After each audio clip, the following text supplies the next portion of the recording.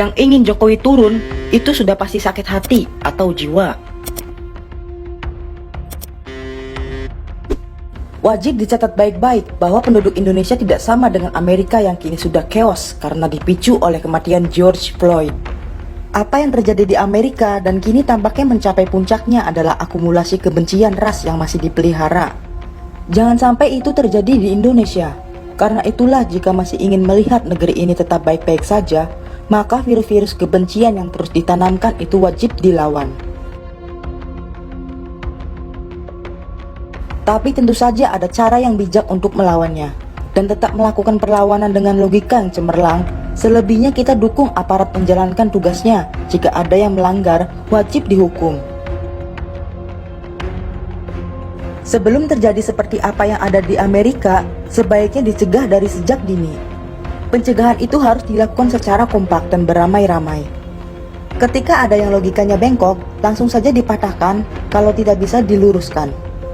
Misalnya, saat ditunda ritual haji untuk tahun ini karena COVID-19 dan memang langsung dari Saudi tidak bisa membukanya, lalu ada yang bilang bahwa Jokowi harus dimazuhkan karena menutup haji. Inilah yang harus dijewer dengan sekuat tenaga. Sebisa mungkin, para pejamaah diberi pemahaman dengan baik agar tidak menjadi korban provokasi orang-orang yang sudah sangat bernafsu ingin Jokowi lengser. Salah satu hikmah dari COVID-19 ini memang semakin tampak para virus-virus kebencian itu. Memang, beberapa orang dari dulu sudah terlihat tanduknya. Namun, kali ini justru penyaringannya lebih detail. Sehingga sangat jelas siapa saja yang benar-benar peduli kepada rakyat dalam memerangi corona dan siapa saja yang berusaha memanfaatkan situasi ini demi ambisi kekuasaan politiknya atau demi keuntungan bisnis. Para gerombolan yang akan merusak bangsa ini sebenarnya sudah sangat kewalahan. Dan dengan posisi itu adalah kesempatan kita untuk tetap ngegas, jangan kasih kendor. Terus bersuara dan menelanjangi kerancuan berpikirnya. Bongkar kemunafikan yang mereka bangun dan berusaha terus memutus mata rantai kebencian atas nama SARA.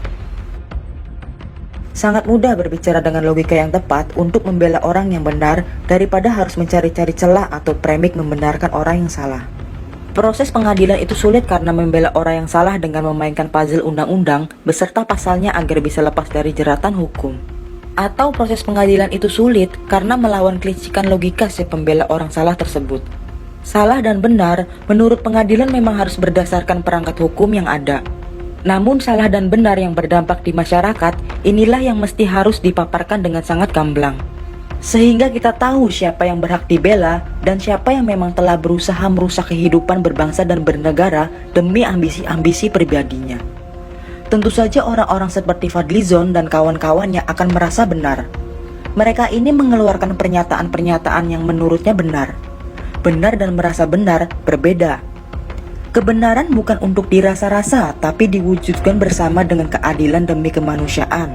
Itu poinnya. Nah, tugas kita tentu tidak cukup hanya ikut-ikutan nyinyir atau mencaci makinya.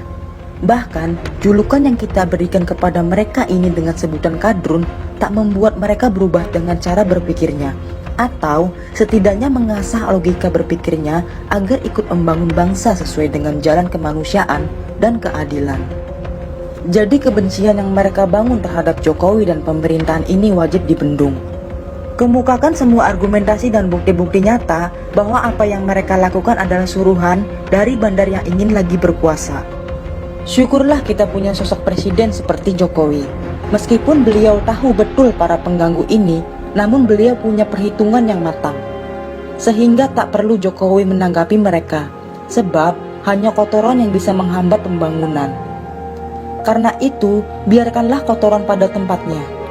Semoga pemerintahan ini segera bebas dari berbagai macam kotoran yang menghambat kemajuan. Perlu diketahui, isu-isu yang diangkat oleh mereka dengan segala bentuknya untuk mengganggu pemerintahan yang sah ini. Di antaranya adalah tentang PKI, pembatalan haji, lalu dengan corona mereka tak berkutik kemudian menuduh Jokowi tak becus. Maka dengan itu mengangkat isu pemakzulan. Padahal nyatanya Amerika saja sudah chaos itu belum ada pemakzulan kepada Trump. Sedangkan aktivitas ekonomi kita masih jalan meski agak turun karena pandemi. Jadi intinya bahwa yang tidak suka Jokowi memang adalah orang-orang yang tidak waras dengan segala ambisinya. Mereka ingin berkuasa lagi. Mereka masih merindukan kerakusan yang gila. Bayangkan, kekayaan alam ini dikuras selama 32 tahun ditambah 10 tahun, tapi merasa tidak cukup juga. Dan karena itu mereka masih ingin terus berkuasa.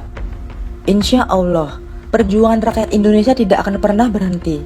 Dan runtuhnya Amerika ini pertanda kekuatan dan pengganggu di dalam negeri ini juga akan pudar. Kalau mereka tidak berhenti dari makarnya itu, akan tahu sendiri akibatnya. Begitulah kira-kira.